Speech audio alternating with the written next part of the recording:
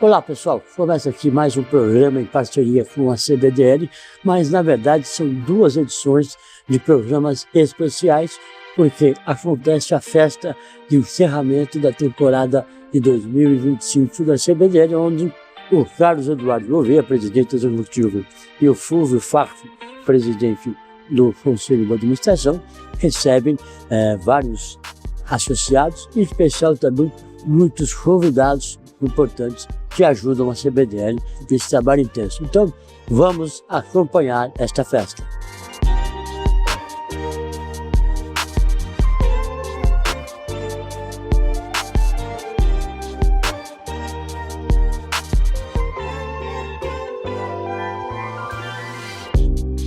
E nessa festa de encerramento da temporada 2025 da CBDL, eu estou do lado de alguém que eu ainda não consegui definir quem é, né? Mostra por quê aqui, Marcelo. Mascarado? Boa noite a todos. É muito bom estar aqui com você, Elias. E sou eu, Carlos Eduardo Gouveia, tirando a máscara, exatamente porque esse era o objetivo da nossa festa. Mostrar que sem máscaras a gente consegue, de fato, criar oportunidades de um trabalho conjunto, onde a gente enxerga a transparência, enxerga a verdade, e assim, unindo os esforços, a gente consegue levar o que é o nosso objetivo, que é a saúde ali na ponta para o paciente, de uma forma colaborativa, com união, muito mais harmonia. E isso acho que a gente atingiu hoje na festa, até mostrando um pouco esse lado da brincadeira, mas trazendo um tema muito sério, que é essa questão de todos juntos termos que buscar aí um objetivo comum, né? Sem dúvida, e parabéns, a festa está linda, né? Uma interação fantástica. Bom, agora foi um ano de cara limpa, né? Muitos eventos. Como é que você resume 2025? Então, foi um ano para a CBDL de grande organização interna, começando pela própria reforma da nossa sede, questão da infraestrutura, ampliação do quadro, com novas pessoas que estão contribuindo cada vez mais, uma equipe muito boa, com perspectivas até agora, com essa renovação do mandato, na verdade, do presidente, mas vários novos associados que entraram também nessa chapa, aí com esperança de estar já no novo estatuto, inclusive. Isso também foi uma mudança importante, com uma diretoria, por exemplo, de inovação, uma diretoria de compliance, de forma que a gente vai estar ainda avançando com vários dos projetos que em 2025 a gente já conseguiu fazer bastante coisa, mas acho que vai consolidar numa situação até muito mais promissora agora no próximo ano. E o compliance é uma luta sua já, né? Participa do Instituto Ética à Saúde, né, Fábio? Então, a questão do compliance, da integridade, da ética nos negócios, ela é muito importante para a CBDL. Eu acabei de voltar, a gente estava comentando agora, de uma semana no Vaticano, num evento de ética na gestão da saúde, em que eu fui levar o exemplo do que a CBDL hoje já está começando a fazer, que é implantar no seu próprio regimento interno a questão do tema ética dos algoritmos e como isso, no setor de saúde, especificamente em diagnóstico, deve ser um dos pilares, uma das principais forças, né? Promover a transparência, para que o dado está sendo utilizado, para que o paciente saiba e tenha o conhecimento e isso seja feito de uma forma positiva, ou seja, no final das contas, que a inteligência artificial que está cada vez mais presente seja usada para o bem da humanidade, que é o que o próprio Papa Francisco já indicava e agora o Papa Leão XIV reafirma que a gente não pode esquecer o lado da humanização da saúde, né? Isso é fundamental e você tem que estar atento para o que você vai entregar para o paciente ali na ponta. Um momento especial, pela segunda vez você teve reunido com o Papa, né? O Papa Francisco, né? Que nos deixou neste ano, e agora com o Papa Leão XIV, né? Como foi a palestra dele e como foi a sua também especial?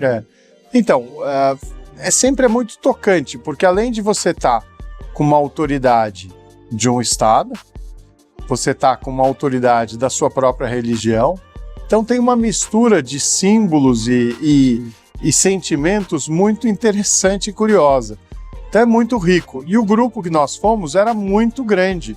Era um grupo de 40, esse ano, mais de 40 brasileiros, muitos representantes da área de saúde suplementar e mais 70 e tantos da América Latina. Então era um grupo importante, mas que estava unido no mesmo tópico, como fazer a saúde pública e privada avançar para a entrega de melhores soluções para o paciente, né?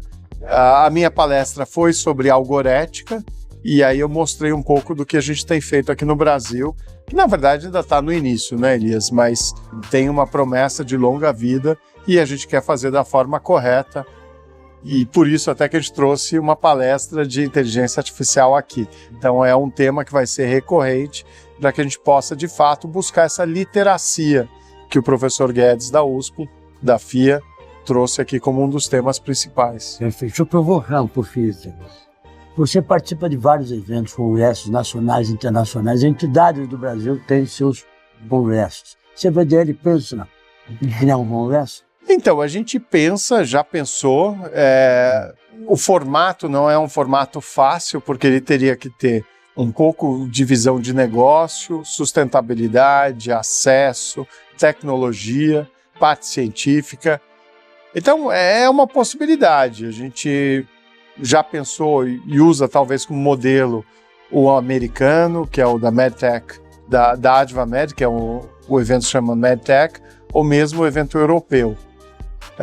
De qualquer forma, enquanto isso não acontece, a gente tem prioridade máxima para dar apoio para as sociedades médicas e está trabalhando em agendas comuns, né, que são importantes e que têm conseguido avançar muito. Congresso, tanto da SBAC quanto da SPPC esse ano, foram fenomenais, né? A gente conseguiu, de fato, ter resultados em termos de público, em termos de palestras de altíssimo nível, engajamento de todos, que para a CBDL já foi excepcional. Perfeito. Bom, vamos voltar na segunda parte do programa? Vamos? Vamos. Então, daqui a pouquinho a gente volta com o Carlos Gouveia. Até já. Conosco, Marcos Philipsen, da Eurimum, e também vice-presidente do conselho da CBDL. Marcos, primeiro, parabéns, porque depois de um biênio, né, já tem uma nova gestão pela frente, mas vamos para esses 2 primeiros anos, né? Quais foram os desafios e as vitórias nesse período? A gente, desde que assumiu esse biênio 2 anos atrás, a gente entendeu que o grande desafio era a gente mostrar para o associado qual era o benefício e o impacto que a CBDL podia ter.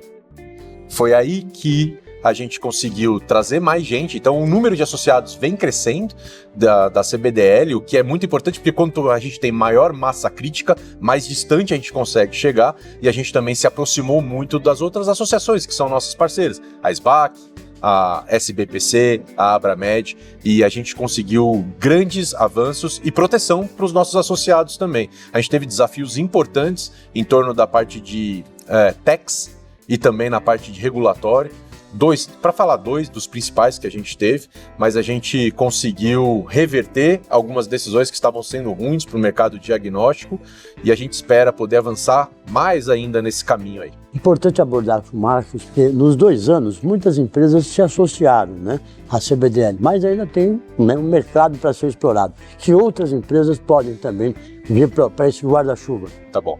A gente entende que a gente cobre hoje em torno de 50% a 60% do mercado diagnóstico. Então, natural dizer que a gente ainda tem bastante para crescer, mas a gente abriu um canal novo que são para distribuidores, empresas que representam dentro dos estados, com outros canais de vendas e de serviço, as empresas que são os multinacionais normalmente. E a gente quer muito que esses distribuidores também façam parte da CBDL, eles têm muito a agregar para a gente e a gente também tem muito serviço para agregar para eles. Então é uma troca e a gente entende que os distribuidores são um caminho natural para se envolverem também na CBDL daqui para frente. Maravilha. Dentro desse processo, Marcos, houve uma aproximação ainda maior com as áreas do governo?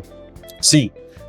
A gente já tinha um contato muito grande com as áreas do governo, né? O Carlos Gouveia sempre foi muito forte nessa relação governamental, mas a gente tem investido mais e mais tempo. Então, nesse último biênio, outra coisa que a gente fez foi se organizar melhor como associação. Então agora a gente tem mais pessoas trabalhando no back-office, o que libera mais tempo para a gente estar mais próximo ao governo. Isso vai se reforçar daqui para frente. Então a gente espera, sim, ainda estar mais próximo do governo, mas a gente cresceu e andou bastante nos últimos 2 anos. Excelente. Olha, não vamos esgotar todo o papo com o Marcos, porque nós temos a parte 2 do programa. Então, vamos encerrar por aqui e depois, né, na segunda parte da cobertura, você volta. Obrigado, Marcos. Parabéns pelo trabalho. Obrigado. Bom, pessoal, esse aqui o papo vai ser longo, né? Primeiro porque tem muita bagagem para compartilhar com a gente. É o Fulvio, CEO da Bahia Insight, também presidente do Conselho de Administração da CBDL, reeleito. Parabéns, Fulvio. Vamos fazer uma retrospectiva dos 2 primeiros anos. Bom, Elias, primeiramente, boa noite. É um prazer, mais uma vez, estar aqui com você e poder falar um pouquinho do trabalho realizado aí nesses últimos 2 anos. A gente teve algumas frentes interessantes. A gente teve uma frente de aproximação com as outras entidades na tentativa de fortalecer o setor. Ou seja, sozinhos a gente até consegue levar a mensagem, mas juntos com outras entidades, com as associações médicas, né, a própria Sociedade Brasileira de Análises Clínicas, a gente consegue, acho que, ter mais força e dar um destaque melhor para o diagnóstico in vitro, que é o que a gente busca, né? Então essa foi uma grande frente. A outra frente foi uma luta constante contra barreiras que a gente vê no dia a dia do mercado, sejam barreiras tarifárias, barreiras regulatórias. Acho que vale a pena mencionar um grande feito que nós conseguimos evitar a incidência de 20% no aumento de imposto de importação para os nossos produtos. Isso aconteceu no ano passado. Acho que foi um grande feito da própria CBDL, com a ajuda das suas associadas, com a ajuda de alguns deputados lá em Brasília. Então foi uma conquista importante, ou assim, evitamos uma grande derrota para o setor, digamos assim, também. Mas isso só foi possível porque estávamos juntos e atentos. Um outro ponto fundamental é uma questão de estruturação da equipe interna. Então, felizmente a gente conseguiu reformar o nosso escritório. Hoje a gente tem um escritório pronto para receber os associados, para ser uma base de apoio para reuniões, tanto de grupos como reuniões mais privadas, muito bem localizado ali ao lado do aeroporto, né, de Congonhas, em Moema. Então esse foi um grande feito, além da gente trazer novas pessoas para o nosso time. E novas diretorias também. Exatamente, a gente fez essa renovação, a gente trouxe novas secretarias, a gente abriu opções de estágio. Então a gente está renovando o time, né? Nesse meio tempo a gente também fez uma atualização do estatuto. Acho que isso foi um passo também, um marco, onde a gente conseguiu atender a regulamentação, o marco civil, mas também criar novas categorias de associados para a CBDL, ampliando o nosso foco de ação, mas sempre pensando na questão do acesso, na questão do compliance e na questão, né, da agenda regulatória, o cumprimento dessa agenda regulatória, né? E hoje a gente, né, acaba de ser reeleito, agora num grupo maior, ou seja, hoje a diretoria passa a ter 6 cadeiras, a gente tem 2 novas cadeiras, que é a cadeira de inovação e a cadeira de compliance.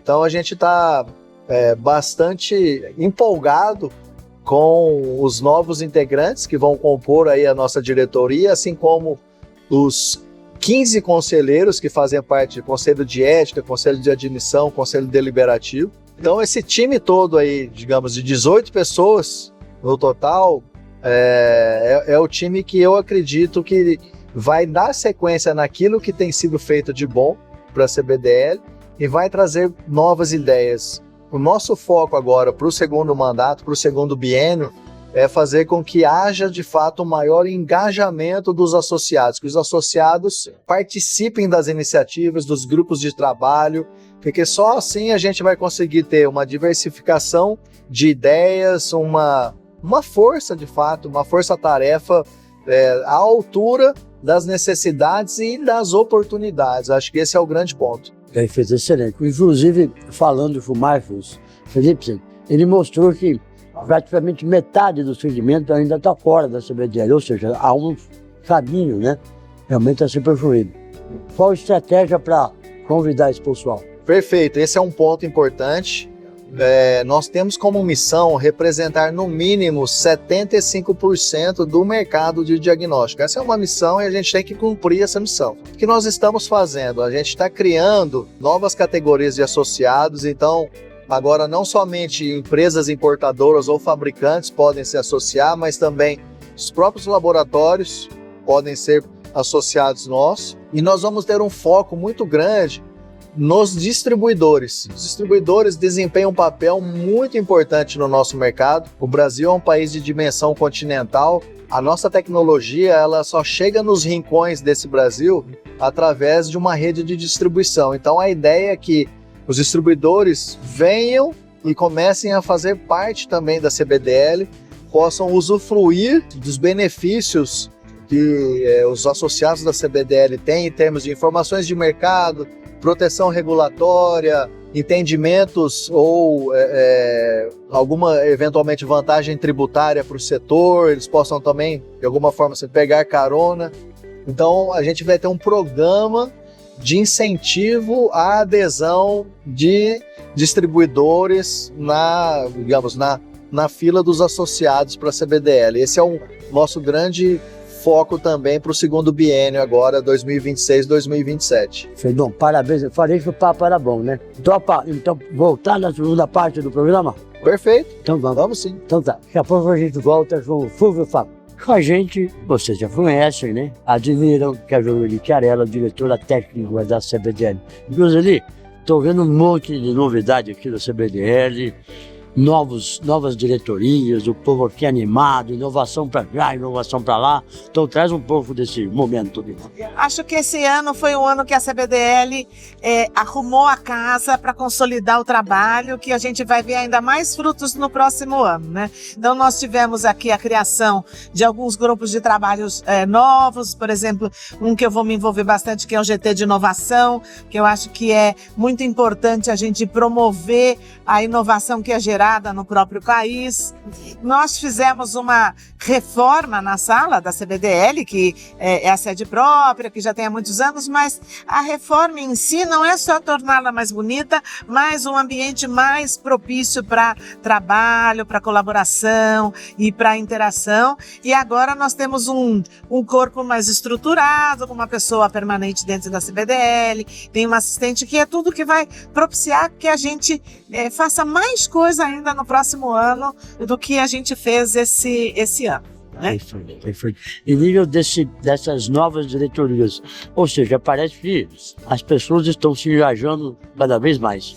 Eu acho que uma coisa que é bastante importante é que as pessoas, as empresas, os reguladores, as entidades como a CBDL, elas desempenham um papel muito importante, porque elas levam as questões que são importantes para todos os membros da CBDL ou para os membros do governo. Imagina só uma situação onde eu tenha cada vez um interlocutor solicitando uma coisa. Então a gente consolida aquilo que de fato é importante e relevante e leva para frente como uma proposta ou na área que eu atuo bastante para o regulador, auxilia o regulador. Então eu acho que esse papel das entidades de fazer uma ponte entre o setor regulado e o regulador, entre as empresas e o mercado, eu acho que isso é um papel bastante importante da CBDL.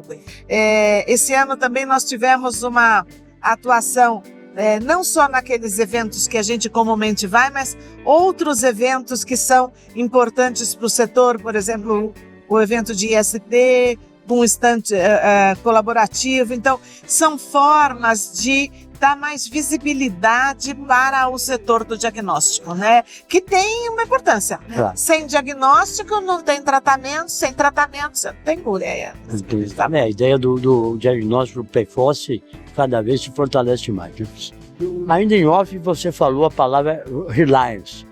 E os olhos brilharam. Explica pra gente isso. Na verdade, reliance, a gente não tem confiança, né? Mas a gente não usa tanto o termo em português, a gente usa muito o termo em inglês. Há 2 anos atrás, a Anvisa lançou uma regulamentação O que quer dizer o Reliance? Significa que nós podemos ter produtos aqui no Brasil que são aprovados pela Anvisa baseado em aprovação que eles têm em outros mercados. Mercados relevantes. Então, são aceitos produtos registrados no Japão, na Austrália, no Canadá e nos Estados Unidos, pelo FDA.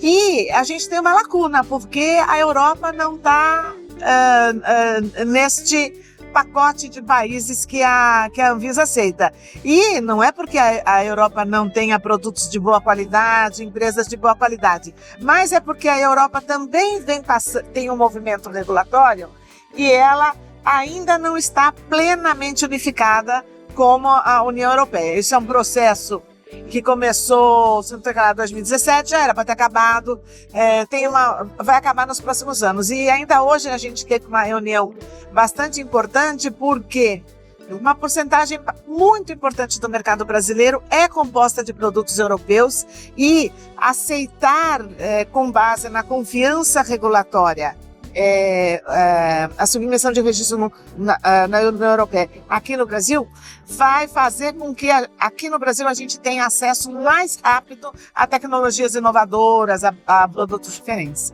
Isso é bem importante. Bom, vimos vocês, né, em eventos nacionais, internacionais, uma agenda muito intensa. 2026. 2025. Eu estou preparando, eu não sei ainda. Eu juntei todos os crachás de todos os eventos que eu fui esse ano. Eu vou contabilizar isso para saber quanto que foi esse ano, porque realmente foram muitos eventos, né? Então agora, 2026, a gente já está preparando a agenda, né? Que a gente vai participar mais ativamente. Então, a gente, como país do carnaval, acontecem coisas em janeiro e fevereiro, coisas pontuais, pré-planejadas, mas em termos de evento, eles começam a acontecer, na verdade, a partir de março, e tem bastante coisa planejada. Então, na área que eu atuo, as reuniões regulatórias elas serão predominantemente em Singapura e no Japão,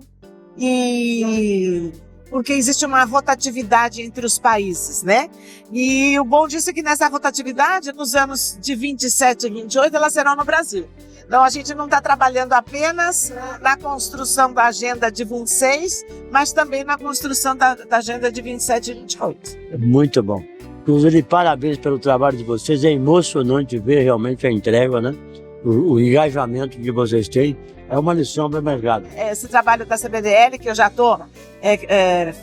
faz 5 anos já que eu estou na CBDL, mas é um trabalho muito desafiador, de muito aprendizado e muito prazeroso. Muito bem. Parabéns, então, a Joseli Querem. Obrigada.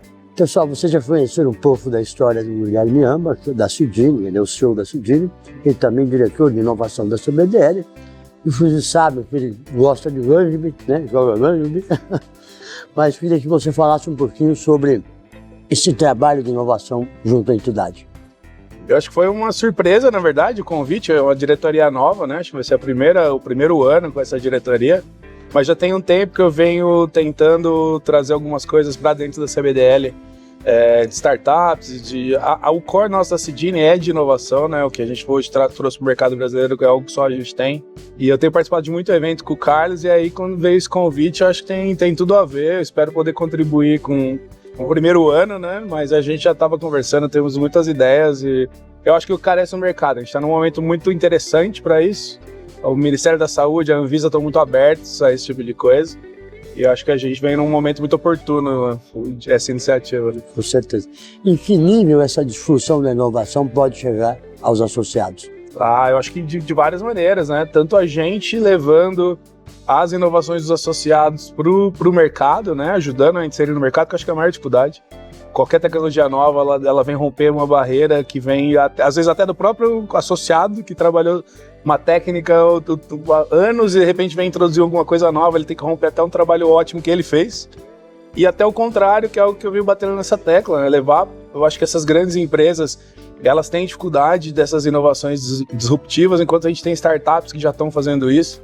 Talvez apresentar para as empresas associadas o que as empresas pequenas estão fazendo e quem sabe em serem incorporadas, né? A gente conseguir trazer algo de novo para os associados. Eu acho que pode funcionar das duas formas, né? Tanto a gente levando para o associado quanto levando do associado. Acho que a gente pode ser muito interessante.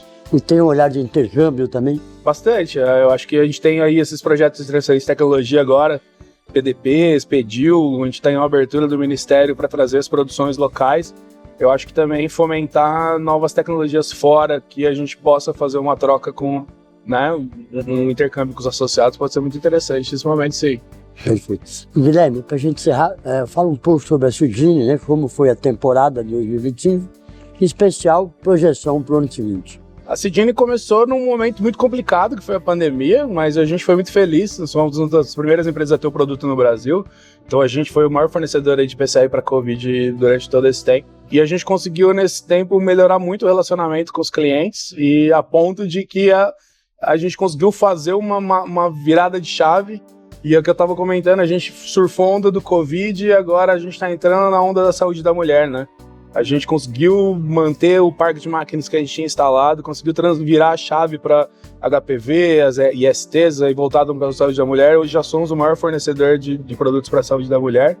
E eu acredito que esse próximo ano vai ser completamente voltado para isso. Agora com as novas diretrizes para rastreio de HPV, a gente vai continuar nesse foco. E a gente trouxe uma tecnologia completamente nova para o Brasil, que eu acho que foi a grande virada de chave até para essa nova diretriz, né, baseada no rastreio molecular. E a expectativa é alta para esse próximo ano. Muito bom. Começou na pandemia praticamente, né? Foi no finalzinho de 2019. Tem hora boa para começar, hora ruim para começar? Eu acho que tinha que começar, mas infelizmente a pandemia cometeu o mundo, foi algo extremamente trágico. Mas a gente não antevia uma situação dessa no nosso mercado tão cedo. Pro mercado foi um momento de virada de chave, né? A gente conseguiu consolidar o diagnóstico molecular, que era algo que vinha patinando, aumentava, diminuía, expandia, voltava, e foi um mercado que veio, uma solução que veio para ficar. Acredito que a gente chegou no momento certo. Infelizmente, para o mundo, a gente já sabe que foi um momento muito delicado, mas a gente tem muito orgulho de ter ajudado a passar por essa fase assim, da melhor maneira possível, né? Então, acho que foi no momento certo. Muito bom. Obrigado, Guilherme. Parabéns pela sua história e da Sudini. Muito obrigado. Nessa linda festa, a doutora Tânia Baixeira também presente. Ela que é médica endocrinologista, professora da USP e presidiu a SBTI. Doutora Tânia, obrigado por participar conosco aqui. Vamos falar dessa vocação de professora. Um grande prazer vê-lo pelo 3º ano consecutivo nessa confraternização tão tradicional que é o evento da CBDL. Então, quero agradecer ao seu presidente executivo, Dr. Carlos Gouveia, que convidou a Sociedade Brasileira de Triagem Neonatal e Erros Inatos do Metabolismo, que eu estou aqui no prazer de representar. Com certeza. Queria que você falasse um pouquinho dessa vocação de dar aulas, né? Como é que está sendo preparada essa nova geração? Eu sou professora da Universidade de São Paulo e também médica pesquisadora. O que eu penso? Quando você faz uma pesquisa, se a gente não difundir o conhecimento para ensinar novos médicos ou em prol da sociedade, aquela pesquisa de nada valeu. Então, dar aula é muito bom para formar novos profissionais de saúde, para ajudar a nossa população e também para a gente mostrar o que tem de mais novo em tecnologia que pode ser aproveitado. Excelente, muito bom. Doutora Tânia, parece que o brasileiro está um pouco mais interessado ou preocupado com a saúde. Né? Você tem constatado isso? Eu acho que isso vai depender muito do estado, né, onde o paciente tem acesso à saúde. Então, eu vou puxar a sardinha numa expressão coloquial para o meu lado, que é a triagem neonatal, que é o teste do pezinho, uma vez que eu estou aqui representando a SBTI. Então, a SBTI tem tudo a ver com a CBDL em inovação tecnológica. O teste do pezinho é um exame de prevenção em saúde, que ele diagnostica doenças graves numa janela de oportunidade precocemente, enquanto o bebê está sintomático, enquanto o pediatra examinando aquele bebê não percebe que ele é doente. Então, o teste do pezinho é um grande avanço tecnológico em saúde pública em nível nacional. E também inclui muitas inovações terapêuticas. Cada vez mais, os países incorporam um número maior de doenças. Então, teste do pezinho é um exemplo de grande inovação tecnológica e terapêutica. Perfeito. Inovação é uma palavra que se usa muito na CBDL. A SBTN também tem essa preocupação? Também. Inovação e equidade. A gente está em São Paulo, onde a gente tem, né, um dos estados com maior desenvolvimento econômico da América Latina.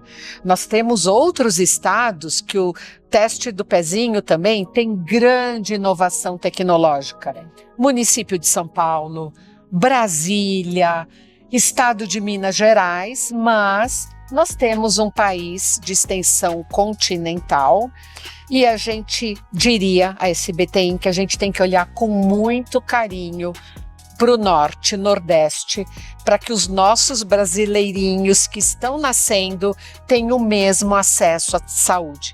Então a palavra é inovação e luta pela equidade. Excelente, muito bom. Parabéns, sou seu fã, né, pelo seu trabalho, pela sua carreira, né, e aqui estamos sempre à sua disposição. E para mim é um enorme prazer estar mais um ano aqui nesse grande evento da CBDL. E parabéns a todos os organizadores, em especial meu amigo Carlos Gouveia, que também ajudou muito a SBTN ser o que ela é hoje. Amém. Obrigado, doutora Tânia, muito obrigado. E o nosso convidado, né, honrosamente, o doutor Álvaro Cucinelli Júnior, presidente da SBPC-IL, Sociedade Brasileira de Patologia Clínica e Medicina Laboratorial. Doutor Álvaro, primeiro, parabéns, né, por ter sido homenageado, certamente de uma forma muito merecida. Parabéns. Bom, muito obrigado. Acho que é uma homenagem assim, que absolutamente não esperava, né?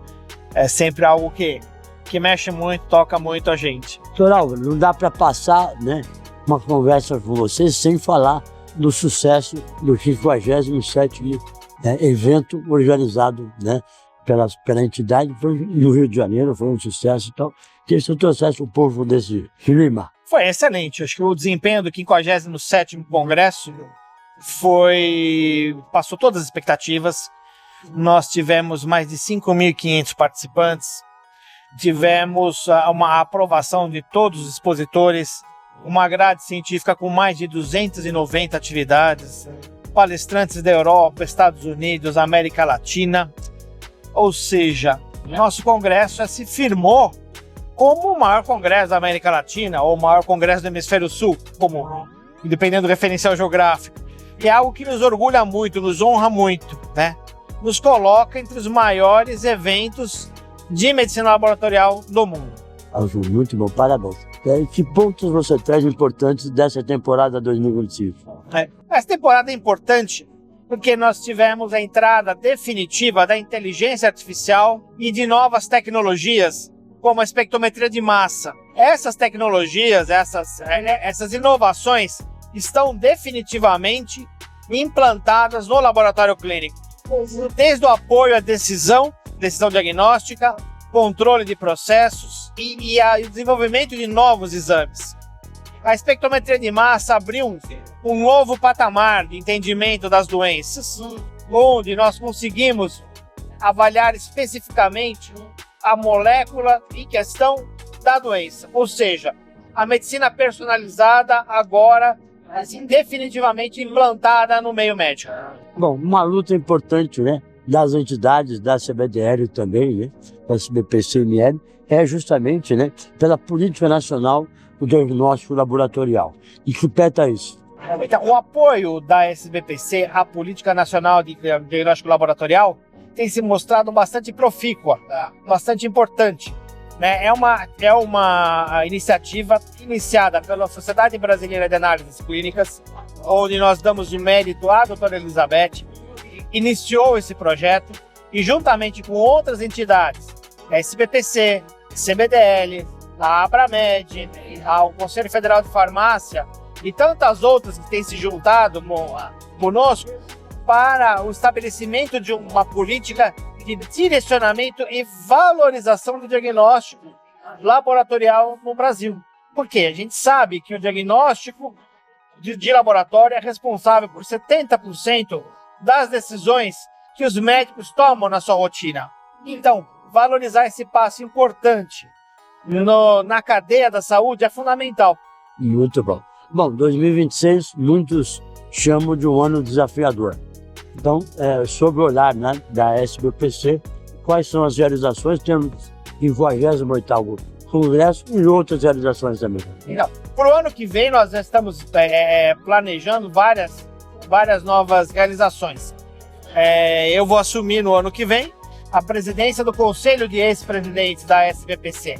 Então, a presidência do Conselho e a presidência da SBPC vai ser assumida pelo Dr. Guilherme, uma pessoa extremamente competente e dedicada no meio do laboratório.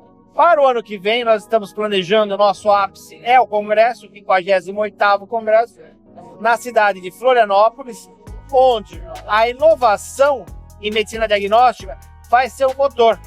Então, nos tempos, a ideia do Congresso vai ser inteligência artificial sob a perspectiva da inovação. E com isso, a gente vai abrir espaço, inclusive, para empresas da saúde, startups, como promover um concurso de startups e firmarmos cada vez mais a SBPC como uma entidade de ponta no desenvolvimento de novas tecnologias e no ambiente positivo de negócios e formulações de novas ideias e estratégias de saúde. Perfeito. Doutor Álvaro Quintino Júnior, obrigado pela participação, parabéns pela trajetória e também pela premiação.